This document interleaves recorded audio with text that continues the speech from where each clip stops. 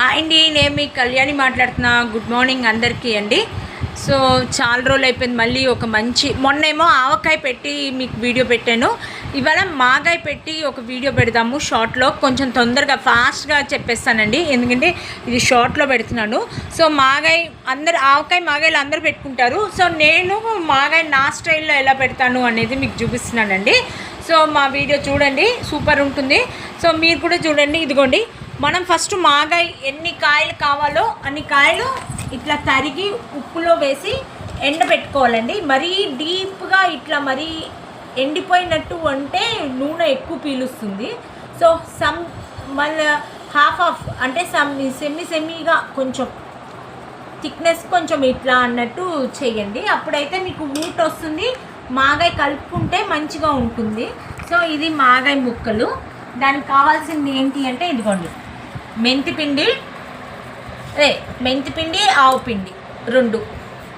మీకు పిండి ఎక్కువ కావాలి అంటే రెండు ఎక్కువ వాడండి, వద్దు అంటే కొంచెం తక్కువ వేసుకోండి. ముక్కలుగా ఉండాలి అంటే తక్కువ వేసుకోండి. నాకు పిండి ఎక్కువ కావాలని నేను పిండి కోసమని ఎక్కువ కావాలని ఇది చేశానండి.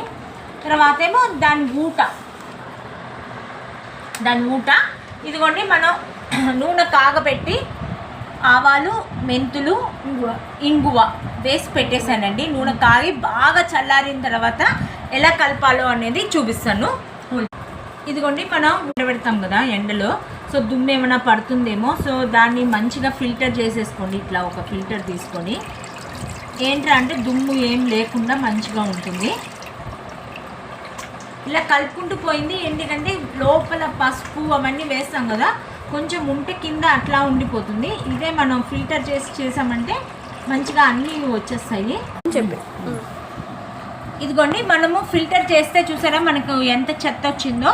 సో అందుకోసమనే ఊటని కొంచెం ఫిల్టర్ చేసి పెట్టుకోండి, అప్పుడు దీంట్లో ఉన్న చెత్త అంతా తీసేయచ్చు.